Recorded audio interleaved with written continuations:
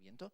Vemos montañas lejanas en este desierto, carente de vida hoy, pero lleno de depósitos por el agua líquida en el pasado, grandes cantidades de polvo y arena dejados por los sedimentos que traía este río en el pasado y evolucionando durante miles de millones de años por la interacción con el viento. Vemos paisajes marcianos que nos recuerdan lo frágil que es la vida, porque en este mundo nosotros no podríamos estar vivos. Pero este es el Marte de hoy y nos interesa el Marte del pasado, cuando este lugar estaba anegado por el agua. Teníamos que confirmar que este era el lugar correcto, que realmente este lugar había tenido agua, había que analizar muestras de la superficie, había que analizar estas imágenes. Y en uno de estos pequeños montículos encontramos algo interesante. Este montículo es muy importante, recibió el nombre de Kodiak, y es interesante porque, bueno, tenemos estas rocas grandes dejadas por corrientes del río de forma violenta en esta región, y tenemos una serie de capas de estratos con una morfología específica que en la Tierra corresponde al tipo de estratos que se forman cuando en un río en el que hay un delta se producen inundaciones masivas. Imaginaos, por ejemplo, al final de la época glacial en la Tierra, en el que los glaciares se funden y tenemos grandes cauces caudalosos de ríos que inundan diferentes lagos, luego se retiran y luego se vuelven a inundar. Es el tipo de sedimentos que se forman en esas condiciones. Esto ocurrió en Marte en el pasado. Y el primer artículo científico publicado en la misión Marte 2020 es precisamente la demostración de que Jezero era un lugar completamente cubierto de agua por episodios masivos de inundaciones masivas que dejaron este tipo de estratos que podemos observar aquí de forma más precisa con imágenes con las diferentes cámaras, algunas de ellas prácticamente telescópicas que tenemos en la misión espacial en el robot Perseverance. Así que aquí vemos esta región de Kodiak desde esta estrella roja que es el punto de aterrizaje en la región Octavia Butler, que conmemora el nombre de una escritora de ciencia ficción norteamericana. Y lo que vemos aquí es las evidencias de un antiguo lago inundado violentamente en el pasado en varias ocasiones, en varios episodios de inundaciones en ese pasado. Queremos explorar este lugar, queremos hacerlo rápidamente, y si queremos hacerlo rápidamente tenemos que movernos sobre su superficie a gran velocidad. La misión Marte 2020 ha batido el récord de velocidad de misiones que se desplazan sobre otros mundos. Tiene inteligencia artificial. Es capaz de desplazarse 200 metros sin control de NASA.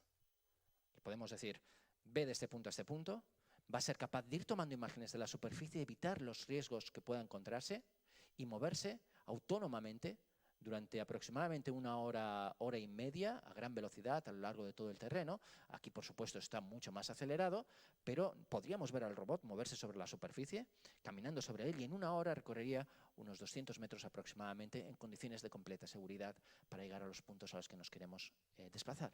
Porque el trayecto de este robot va a ser un trayecto de varios años y de varias decenas de kilómetros para visitar los lugares más interesantes en la búsqueda de evidencias de vida en el pasado en el planeta rojo.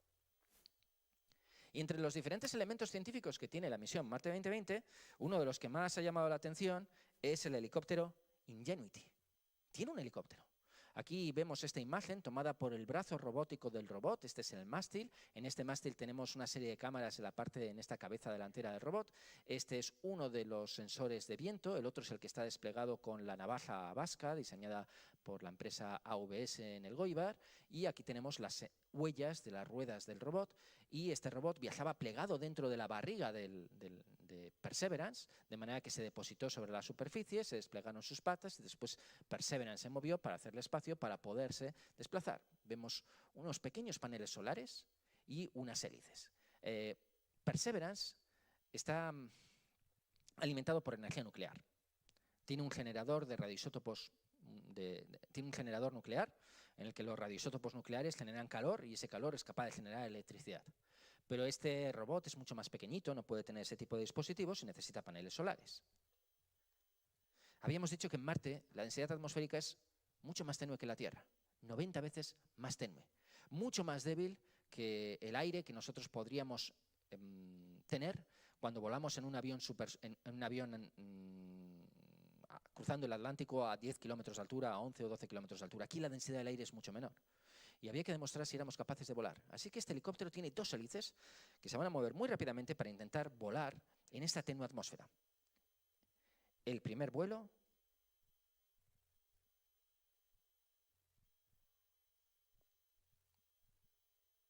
Requiere velocidades de varios miles de revoluciones por minuto.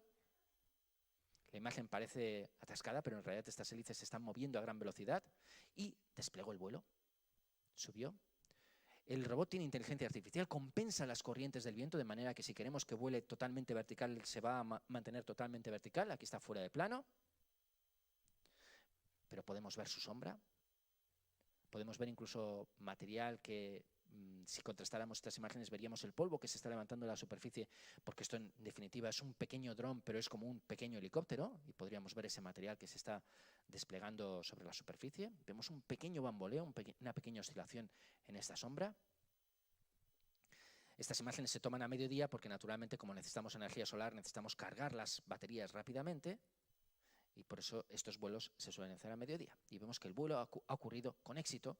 Este fue el primero de una larga serie de vuelos.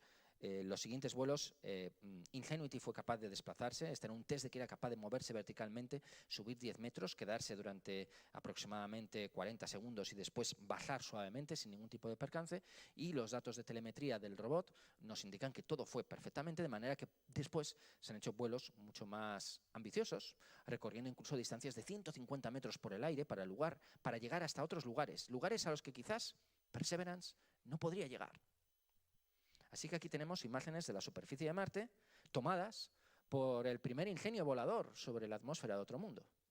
Y vemos estas rocas desde la superficie, desde una cierta altura, en esta región en la que quizás movernos con las ruedas sería peligroso, porque nos podríamos tropezar con cualquiera de estas rocas mucho más duras y mucho más agrestes. Podríamos ir por este lado, pero quizás no cruzar.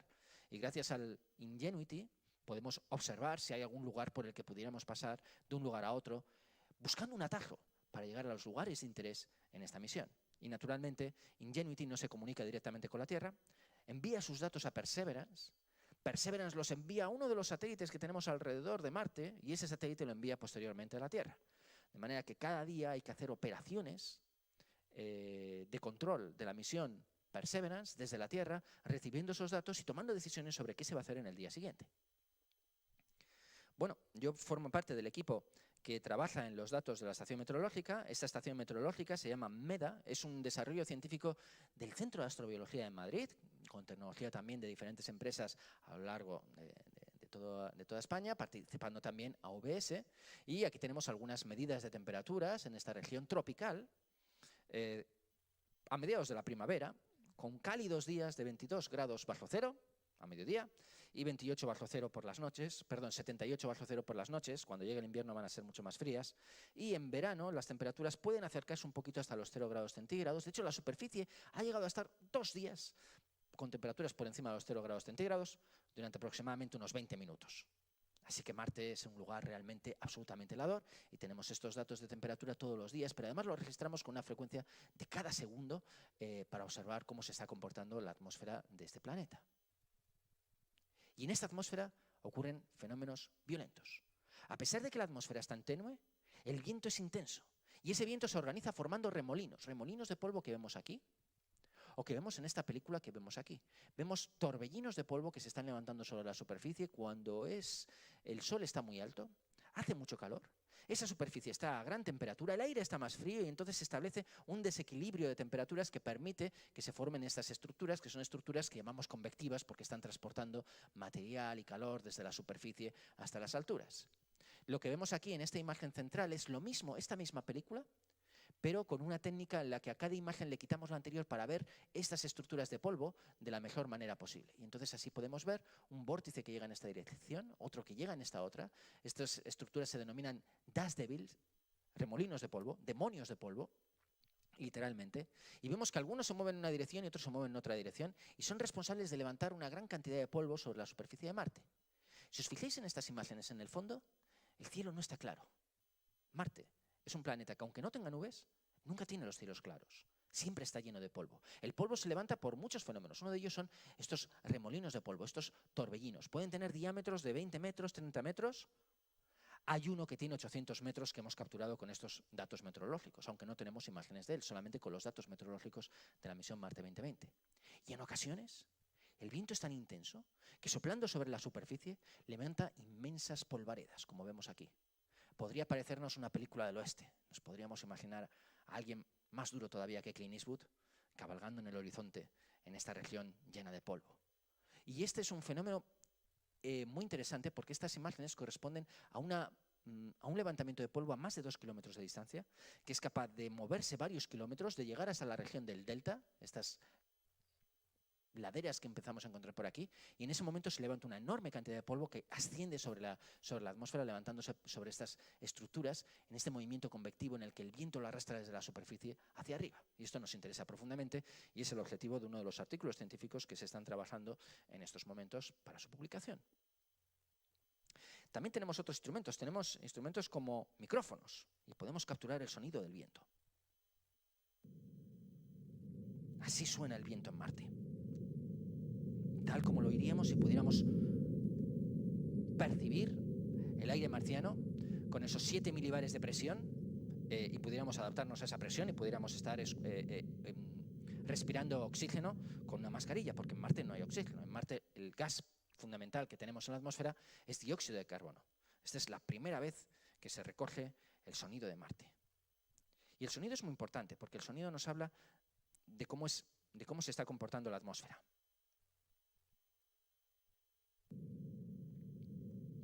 Este es el viento. Hay muchas otras grabaciones que se pueden bajar de NASA, de sonidos de Marte. Algunos de esos sonidos corresponden a cuando uno de los instrumentos de la misión Marte 2020, esta cámara de aquí, lanza un rayo láser sobre una roca. Ese rayo láser impacta sobre la roca y al impactar evapora un pequeño fragmento de la superficie y ese fragmento evaporado muy caliente emite luz. Esa luz es analizada por esa misma cámara, ese ojo rojo, permitiéndonos analizar los minerales que tiene esa roca. Y el sonido nos permite determinar la dureza de esa roca. Así que este micrófono forma parte, misteriosamente, de una cámara para estudiar la química de los minerales. A veces la ciencia es así y las alianzas entre los instrumentos funcionan de esta manera. Uno pone un micrófono en una cámara para estudiar la química de las rocas, pero nosotros lo utilizamos para escuchar el sonido del viento y estudiar la física de la atmósfera. Y todas estas cosas que he mostrado son novedades sobre la superficie de Marte, la mayoría de ellas, como el movimiento autónomo con inteligencia artificial, el primer vuelo sobre la superficie de Marte, el sonido del viento. Muchas otras son simplemente mejoras sustanciales de medidas que ya teníamos de otras misiones anteriores. Pero el objetivo fundamental de esta misión es otro. El objetivo fundamental es coger muestras, coger rocas marcianas que podamos analizar no en Marte, donde estamos limitados por la tecnología que podemos embarcar en una misión como esta, sino en la Tierra. Cojamos muestras de Marte en pequeños tubos, cojamos las de sitios escogidos que analicemos químicamente con cámaras como esa cámara química, Supercam, cojamos esas muestras y traigámoslas a la Tierra. Porque si las traemos a la Tierra, esas rocas nos podrían decir si en el pasado Marte tuvo vida. Entonces el objetivo fundamental de la misión es coger esas muestras de diferentes lugares a lo largo de todo este delta y depositarlas en un lugar en el que una misión espacial futura los traerá de vuelta a la Tierra. Estos son algunos de los tubos de muestras. Naturalmente, para tomar esas muestras hay que hacer agujeros en la superficie de Marte y en esas rocas sedimentarias que se escogen por sus propiedades y para estudiar la geología del planeta rojo, pero también por sus posibilidades de poder contener microfósiles del pasado. Aquí lo que vemos no es el sable, no es la empuñadura de una espada láser que se haya quedado en Marte, es la protección de una de las brocas del taladro que utiliza el robot Perseverance para poder hacer estos agujeros y tomar muestras del interior de estas rocas. Aquí tenemos esta protección que fue dejada sobre la superficie de Marte después de enrollarla taladrando una roca. Aquí tenemos la primera muestra que se tomó en una región como esta de aquí, y esta roca se escogió porque es una roca típica y es una roca sedimentaria de la región en la cual nos encontramos. Pero naturalmente no vamos a tomar una muestra, ni dos, ni tres, sino un montón de ellas. En esta otra roca se tomaron 2 muestras, vemos aquí los 2 agujeros, uno aquí y otro aquí. Este es el tamaño de los tubos. Esta imagen es una imagen de un instrumento que se utiliza para asegurarnos de que el tubo está lleno, de que hemos tomado la muestra correctamente y de que ese tubo tiene el material que nosotros queremos. Luego ese tubo se sella por completo, se deposita en el interior del robot Perseverance y luego posteriormente se dejará en una región específica para ser traídos a la Tierra. El objetivo fundamental es la recogida de muestras de Marte. Llevamos 3. Y queremos muestras de diferentes terrenos de Marte, formados en diferentes épocas, algunos de ellos con la posibilidad de tener las muestras de que efectivamente en el pasado en Marte existió vida. Así que la misión no ha hecho más que comenzar, porque nos tenemos que desplazar a lo largo de toda la superficie buscando los mejores lugares para conseguir esas muestras.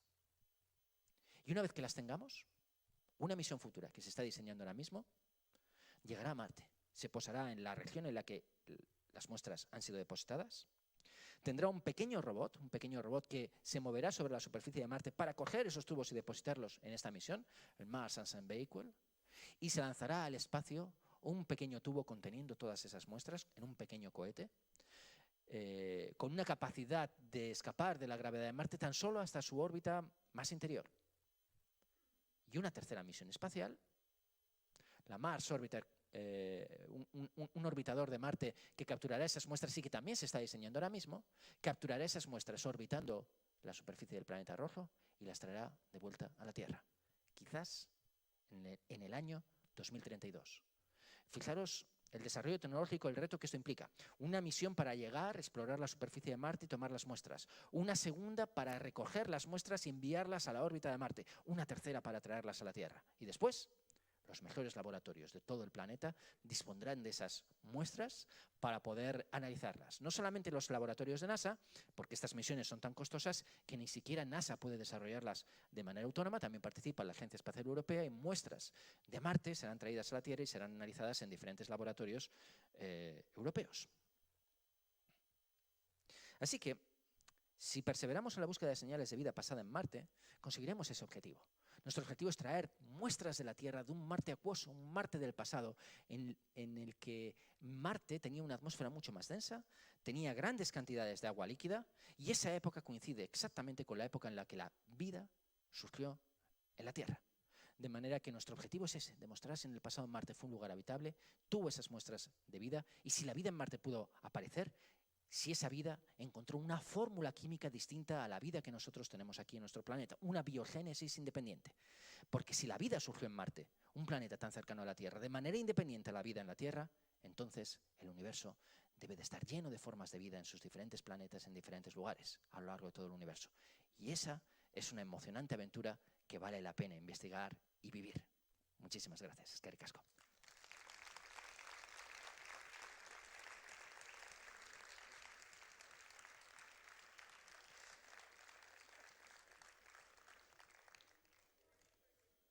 Bueno, y por supuesto me parece que ahora vamos a tener un turno de preguntas, de manera que aquellos de vosotros que tengáis curiosidad podréis hacer vuestras preguntas. Y yo animaría especialmente al público más joven, que son las personas que en un futuro podrán participar en este tipo de misiones espaciales o podrán ser testigos de sus éxitos y también de sus dificultades. Quizás alguno de ellos pueda viajar hasta la superficie de Marte. Así que si tenéis alguna pregunta...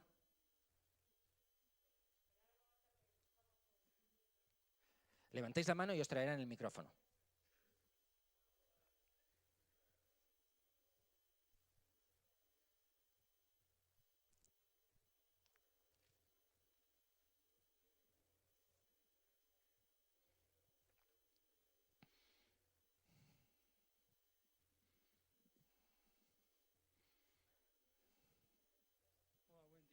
Hola.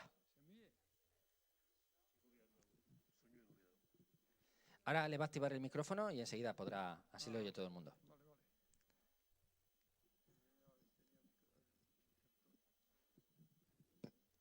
Parece que funciona. Ya funciona.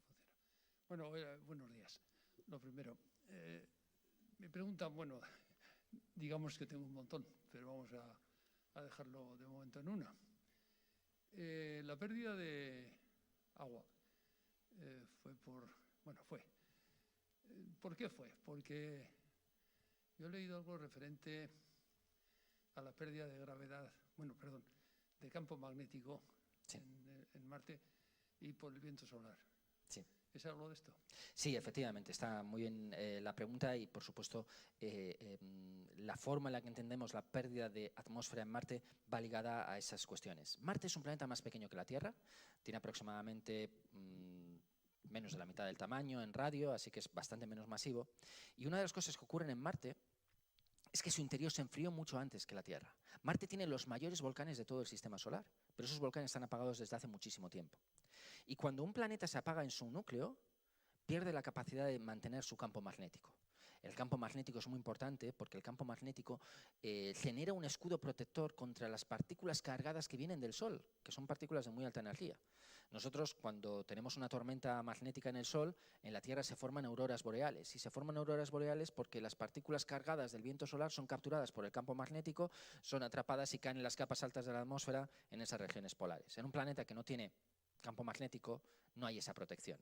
Las partículas impactan directamente contra la atmósfera. Impactan con tanta energía que la van erosionando poco a poco. Es como si estuviéramos soplando un viento sobre una atmósfera que la va eliminando poco a poco. Además, Marte, por tener menor masa, tiene menor gravedad y pierde de forma, vamos a decir, lenta las capas altas de la atmósfera simplemente por la temperatura a la cual se encuentran esas moléculas, esos átomos. Algunos de ellos adquieren suficiente velocidad y escapa de la atmósfera del planeta en las capas más altas. Los elementos químicos de una atmósfera no se pierden todos a la vez. Hay algunos que se pierden mejor que otros. El que mejor se pierde con diferencia es el hidrógeno, porque es el más ligero. Y si tenemos agua en un planeta y no tenemos una atmósfera protegida, esas partículas cargadas que llegan del Sol cuando golpean a una molécula de agua que esté a 60 kilómetros de altura, a 90 kilómetros de altura, la golpean de tal manera que la rompen, separan los átomos de hidrógeno y los de oxígeno, y luego cuando uno de esos átomos de hidrógeno recibe otro impacto, pues escapa de la atmósfera del planeta. Así que el hidrógeno se pierde muy fácilmente y el agua se pierde con muchísima facilidad. Marte tiene una atmósfera que es CO2, es 90 veces menos densa que la atmósfera terrestre, y en el pasado, para haber tenido agua líquida, tenía que haber tenido mucho más CO2, mucha más atmósfera, para que el agua pudiera haber estado en fase líquida. Así que se ha perdido muchísima agua, pero también se ha perdido muchísimos otros gases que no se encuentran hoy en día en la atmósfera de Marte y que formaban parte de esa atmósfera global. Otra conclusión que tiene esto importante es que en Marte, como tenemos tan poca atmósfera y no tenemos campo magnético, la superficie está esterilizada. La radiación ultravioleta que llega del Sol esteriliza la superficie por completo. Así que si buscamos muestras de material biológico, tendríamos que escarbar y coger muestras del interior. Pero naturalmente lo que queremos hacer ahora es coger muestras de las rocas, de los sedimentos, que contengan el equivalente de fósiles de microbacterias del pasado remoto. Pero efectivamente tiene toda la razón y es la pérdida del campo magnético la principal responsable de la pérdida de la atmósfera en Marte. Sí.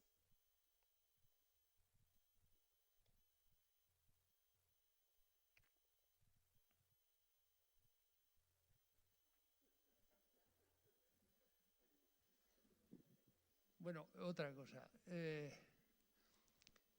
¿Qué opina sobre esas ideas fantásticas de habitar Marte? Es su opinión. Colonizar Marte, terraformar Marte, establecernos en Marte, salir de este planeta que estamos dejando en muy malas condiciones para llegar a otro lugar mejor en el que quizás volver a empezar. Bueno, pues Marte nunca va a ser mejor que la Tierra para nosotros, siempre va a ser un lugar extraordinariamente hostil. Tecnológicamente no estamos preparados para enviar a un astronauta en una misión a Marte y esperar que vuelva con vida. El viaje es muy largo. Para viajar a Marte se necesitan unos 600, 700 días por las distancias en el espacio y porque no podemos viajar en línea recta, tenemos que viajar en una trayectoria muy larga. En 600 días sin gravedad en el espacio las personas pierden masa ósea, pierden fuerza, los astronautas. Luego cuando llegan a la Tierra llegan en una condición médica muy difícil y necesitan un montón de cuidados para ser atendidos y recuperar su masa ósea, los que llevan mucho tiempo en misiones de la Estación Espacial Internacional. Así que cuando uno llega a la superficie de Marte, no es como llegar a la superficie de la Tierra, porque en la Tierra vas a tener un hospital que te va a atender después de 700 días en el espacio y te vas a recuperar. En Marte casi no te vas a poder tener en pie. Así que va a ser difícil para esos primeros astronautas que lleguen a Marte. Eso se podría resolver. Si conocemos suficiente sobre el cuerpo humano y sobre las condiciones en las que el cuerpo humano se deteriora en el espacio, podríamos resolver ese problema. Podríamos posarnos a la superficie de Marte y podríamos tener misiones tripuladas, sí. Y podríamos explorar con astronautas la superficie de Marte con tecnología que no está muy lejos de lo que nos hace falta por desarrollar. Lo podemos hacer. Enviar a grandes cantidades de personas es muy, muy difícil. Un cohete para llegar a Marte es un cohete ya bastante potente, tenemos que enviar mucha masa. Si queremos enviar a una persona con todo el soporte vital que eso implica, pues significa un cohete mucho más grande, una nave espacial mucho más grande. Así que, bueno, pues quizás podemos enviar misiones tripuladas, pero no vamos a enviar una colonia. Y terraformar Marte significaría transformar por completo su atmósfera, liberando, por ejemplo, el contenido de gases que pudiéramos encontrar en los casquetes polares. Hay películas de ciencia ficción que tratan esto. La película de Desafío Total de Arnold Schwarzenegger de los años de comienzos de los 90, pues trata este tema. Es una película de ciencia ficción. Pero no tenemos, vamos a decir, una idea científica real de que esto sea posible. ¿Vale? Sigue siendo parte del dominio de la ciencia ficción y sigue siendo pues, parte de las ideas de ciencia ficción muy divertidas, porque hay novelas estupendas sobre la terraformación de Marte, pero siguen estando en el dominio de la ciencia ficción y no es previsible que se vayan a materializar. Enviar astronautas a la superficie de Marte, por el contrario, sí que sería posible. Y si encontráramos restos de vida en Marte, si esas muestras del 2032 nos dijeran que en Marte surgió la vida, eso significaría que habría suficiente interés como para desarrollar esa misión de exploración con personas capaces de tomar las muestras que fueran realmente importantes e interesantes y quizás de analizarlas ahí en la superficie de Marte. La película de Ridley Scott, The Martian, de hace unos 4 o 5 años con Matt Damon de protagonista, es una representación realista de lo que podría ser una misión en Marte, excepto por un par de detalles, que si queréis luego comento. Vamos a esperar si hay alguna pregunta de la gente joven. Y si no, yo hablaré de los detalles de esa película.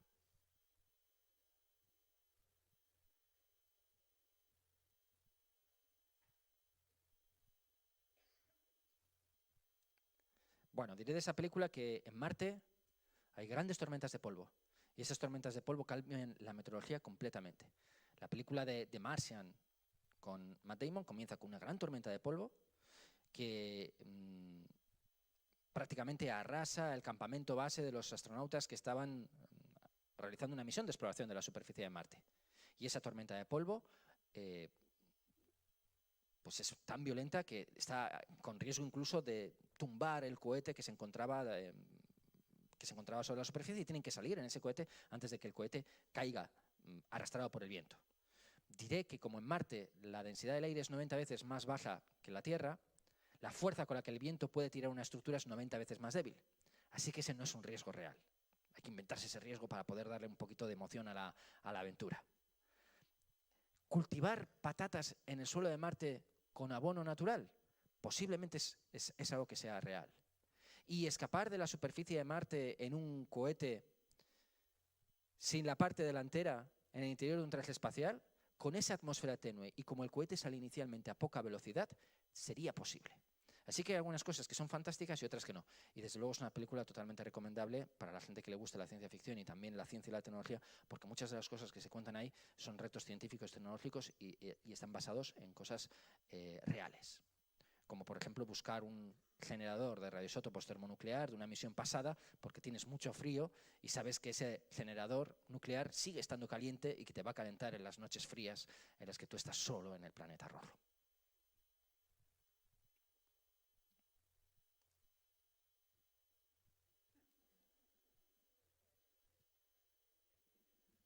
Ya que no pregunta nadie, voy a preguntar yo. ¿Qué opinas sobre el proyecto chino? Bueno, China tiene una agencia espacial muy importante, no me acuerdo exactamente cómo son las siglas, es CNSA, Chinese National Space Agency, que está liderando la investigación espacial sobre la superficie de la Luna, no la están liderando los americanos. Tiene un robot sobre la superficie de Marte, Suron 1, que se ha posado por primera vez con éxito. Posarse en la superficie de Marte es dificilísimo. Los europeos lo hemos intentado y no lo hemos conseguido en 2 ocasiones, hemos fracasado. Lo vamos a intentar el próximo año en la misión ExoMars, con una tecnología mejorada, y esperamos que sea un éxito porque ExoMars es una misión espacial de las que van a taladrar la superficie de Marte para coger muestras profundas de esa capa que no está esterilizada y buscar evidencias de vida con experimentos de astrobiología. Y esa misión puede revolucionar lo que conocemos de Marte y de la vida si es exitosa. China tiene una enorme tecnología, tiene una capacidad de financiación que no tenemos en Europa, una capacidad de financiación que no tienen en Estados Unidos, y tienen otra cosa. China es el secreto. No sabemos los instrumentos científicos que tiene la misión china. Cuando llegaron a la Luna por primera vez con una misión de superficie, dijeron, hemos llegado a la Luna y hemos depositado esta misión sobre la superficie. Estamos tomando estas medidas científicas. Durante un año se callaron que habían puesto un telescopio en la Luna. Un telescopio pequeño, un telescopio ultravioleta. Y nos enteramos 1 año y medio después, porque China es el secreto. No sabes lo que hacen los chinos hasta que ya tienen todo preparado y listo. Hay muy buena colaboración en proyectos internacionales entre la Agencia Espacial Europea y NASA, la Agencia Espacial Norteamericana, también con la Agencia Espacial Japonesa JAXA, pero no con los chinos, porque los chinos son el secreto, no se sabe nada. Luego, cuando ya lo han hecho, ya te dicen, mira, nos ha salido bien esto, esto y esto. Nunca sabrás lo que les ha salido mal. Pero tienen algo que nosotros no tenemos, y es el elemento dinero. Tienen dinero a las puertas para poder invertir y tienen una ambición también muy importante para desarrollar esos proyectos científicos que nosotros no podemos desarrollar hoy en día en Europa. Bueno, la segunda pregunta tiene que ser del público joven, que os estáis librando demasiado, me parece.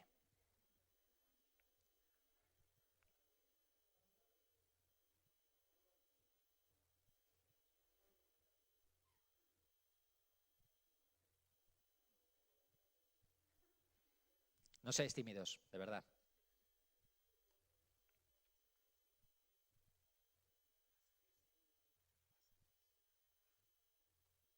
Si no, os hago yo las preguntas, como los profesores.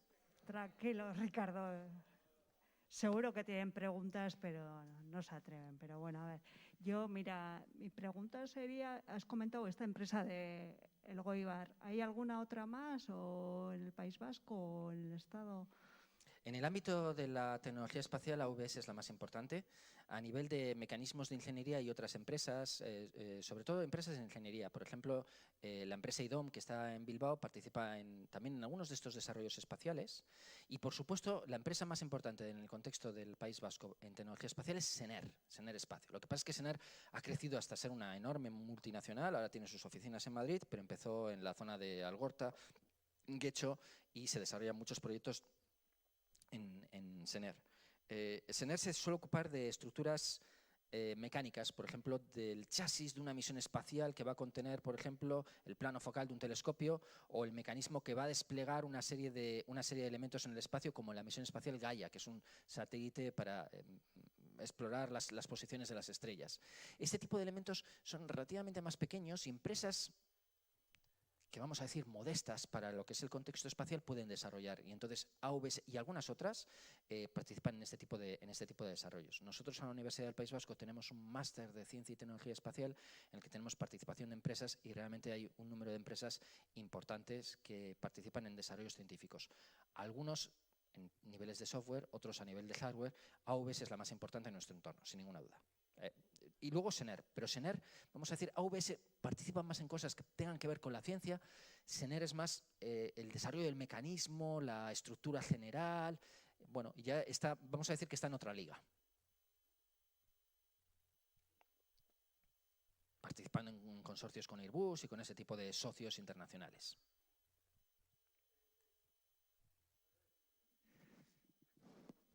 Esta es una pregunta que seguramente te habrán hecho muchas veces. Y bueno, como has dicho que querías una pregunta de jóvenes, me he sentido aludido, sí, porque ya sé que no te referías a la edad, al número de años, ¿no? En realidad, todo esto que significa muchísimo dinero, cantidades ingentes de dinero, ¿en qué nos beneficia? Bueno, es una buena pregunta y es una pregunta legítima. Muchas veces nos preguntamos, vivimos en un mundo en el que la ciencia es la gran ciencia. Tenemos una misión en Marte tomando muestras sobre la superficie. Tenemos un detector de ondas gravitacionales. De hecho, tenemos varios, porque con uno solo no podríamos detectarlas, que son inmensas estructuras científicas. Tenemos un acelerador de partículas en el CERN, subterráneo, a decenas de metros de profundidad, en un anillo de kilómetros y kilómetros de longitud, rodeando toda la ciudad de Ginebra. Son desarrollos científicos que cuestan muchísimo dinero. Y esos desarrollos científicos que cuestan muchísimo dinero tienen un retorno directo en la economía de los países que invierten. Fijaros en países como Emiratos Árabes Unidos. Tiene una misión orbitando en Marte por primera vez. ¿Por qué? Porque hacer este desarrollo científico-tecnológico significa que vas a desarrollar una tecnología que luego puedes utilizar para otra serie de cosas. Una empresa como AWS, que se dedica a hacer estos desarrollos mecánicos para el entorno más difícil posible, que es el espacio, desarrolla sus patentes que luego puede utilizar también en otras aplicaciones, en otros ámbitos diferentes. Una empresa como IDOM, que también participa en proyectos espaciales o en proyectos de desarrollo de grandes telescopios, también tiene desarrollos en energías renovables, por ejemplo, porque gran parte de esta tecnología, de las patentes, de los materiales, del reto tecnológico que estás asumiendo, se puede exportar a otros ámbitos. Y los países que más invierten en desarrollo científico son los países que más retorno tienen y que después tienen mejores economías. ¿Qué países invierten en ciencia? Estados Unidos, Alemania, Francia menos, Japón, Corea del Sur. Corea del Sur en los años 60 era un país arrasado por la guerra. Era un país que nunca había tenido ningún tipo de desarrollo y decidieron invertir en ciencia y tecnología. Miremos hoy a Corea del Sur, miremos hoy la tecnología que tienen, miremos hoy todos los proyectos espaciales que también tienen y entonces podremos dar una buena respuesta a esa pregunta. La ciencia y la tecnología son un ecosistema. Uno no puede invertir únicamente en un proyecto que le va a dar rentabilidad y que va a desarrollar el siguiente teléfono móvil de última generación. Uno tiene que tener un entorno científico y tecnológico en el que hay diferentes empresas, universidades, conocimientos, en el que se pueden plantear retos que con el conocimiento adquirido por todos esos socios son capaces de materializarse y de convertirse en realidad. Las grandes tecnológicas de Estados Unidos, de Palo Alto, en California, están al amparo de la Universidad de Stanford. Si no hubiera existido la Universidad de Stanford con proyectos de todo tipo, no existiría ni Facebook, ni Google, ni Apple, ni nada por el estilo. Y a pocos centenares de kilómetros de Palo Alto está el Jet Propulsion Laboratory de NASA, donde se desarrollan estas misiones espaciales, que además está unido a la universidad, al Instituto Tecnológico de California, Caltech, una de las mejores universidades del mundo, porque naturalmente es necesario ese flujo de gente, de talento, de información. Una persona que hoy en día está trabajando en el desarrollo de ese sensor de vientos, a lo mejor mañana está trabajando en el desarrollo de un analizador, de un microchip que te está analizando una muestra biológica para detectarte, por ejemplo, si el coronavirus que te han sacado en una PCR está activo o no está activo. Entonces, la ciencia es fundamental y la ciencia no es únicamente yo invierto en esto y voy a sacar esto, no. Yo invierto en esto, invierto en esto, invierto en esto y luego las salidas, el retorno es un retorno múltiple, ramificado de diferentes formas y no siempre lo podemos prever. Hay que invertir con cabeza, eso sí, hay que invertir en los proyectos que sean interesantes y no vamos a decir vamos a gastarnos el dinero por gastárnoslo. No, vamos a enviar 3 misiones como esta, no, vamos a enviar esta, vamos a conseguir la ciencia y luego con lo que aprendamos veamos cuáles son las preguntas interesantes a responder. Sí.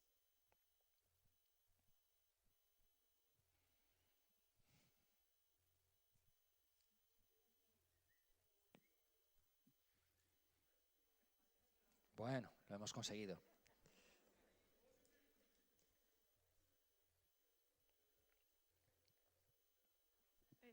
¿Hay alguna causa o es una casualidad que coincide la época que empezó la vida en la Tierra y justo acabó la época en Marte?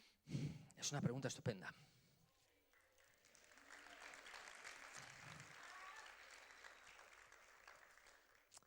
La Tierra tiene 4.570 millones de años de edad. Los diferentes planetas del sistema solar se formaron a la vez, se formaron todos alrededor del Sol y se formaron violentamente. Si vemos la superficie de Marte, está llena de cráteres. Y esos cráteres se formaron porque cuando los planetas estaban terminándose de formar, estaban cayendo objetos sobre ellos muy de gran tamaño, capaces de modificar esa superficie. Fijaros, esta es Hellas Basin. Esa mancha azul está formada por un inmenso cráter de impacto que impactó hace 4.000 millones de años sobre la superficie de Marte. Y en la misma época que Marte recibía esos impactos, la Tierra también los recibía. Esos impactos eran tan energéticos que la atmósfera no existía, estaba evaporada.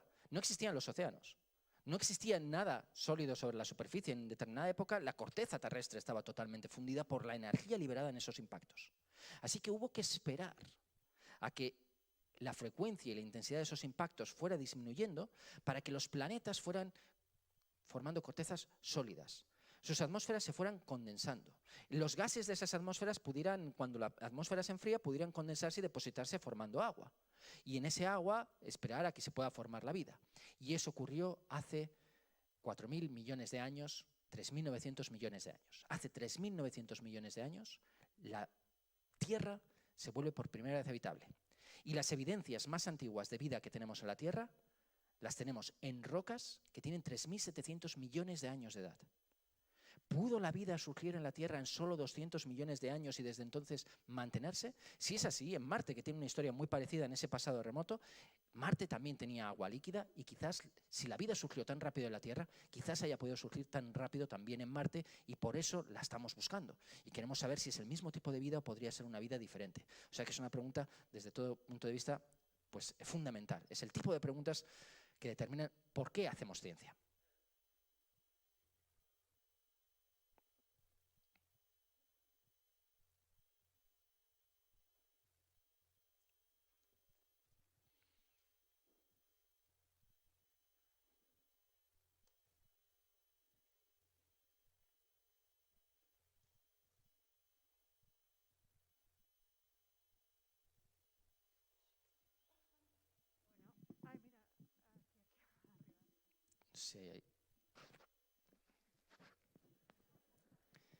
Sí, a contraluz no se veía.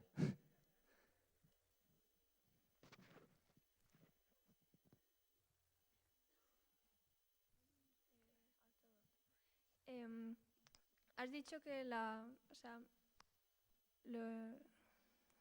que no se ha tomado una dirección recta de aquí hasta Marte con las naves espaciales. O sea, ¿qué ruta se ha tomado? Sí, el problema del viaje en el espacio es que la gravedad está cambiándolo todo continuamente. Tú tienes el Sol que está aquí, que tiene una enorme gravedad. Y si lanzas algo en línea recta, ese algo que lances en línea recta va a experimentar la interacción de gravedad con el Sol y no se va a mover en línea recta, sino que va a orbitar. Va a seguir una trayectoria curvilínea. Los planetas siguen trayectorias curvilíneas. Entonces tú tienes el Sol, tienes la Tierra que está moviéndose en esta dirección, tienes Marte que está moviéndose en esta dirección, y si envías una sonda espacial, la sonda espacial tiene que moverse también experimentando la interacción de gravedad con el Sol. Y entonces estos planetas se van moviendo, la sonda espacial se va moviendo y recorre un arco curvilíneo muy largo. Si la distancia más corta entre Marte y la Tierra puede ser de 50 millones de kilómetros, ese arco, el viaje real puede ser 300, 400 millones de kilómetros. Y no puedes viajar en línea recta, así que no puedes ir en 30 días ni en 60, necesitas 600, 700 días. Y cuando llegas, podrías ir más rápido, podrías llegar antes. Pero cuando llegas tienes que frenar para ponerte en órbita del planeta y poder aterrizar. Así que pues hay una serie de dificultades que son insalvables y que están vinculadas a la gravedad, y sobre todo a la gravedad del Sol, que es la que determina cómo se están moviendo los planetas y cómo se va a mover esa misión espacial entre un planeta y otro.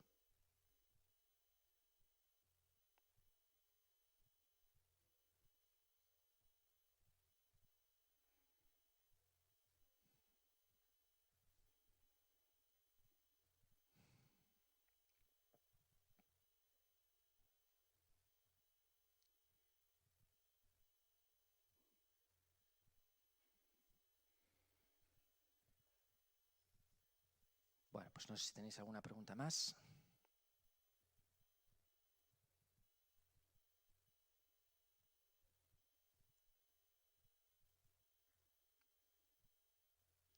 Bueno, pues no hay ninguna pregunta más, yo creo que lo podemos dejar aquí y estoy seguro de que oiréis nuevas y emocionantes historias sobre la exploración de Marte por parte de esta misión espacial en los próximos meses, porque hay muchas cosas que no os he podido contar.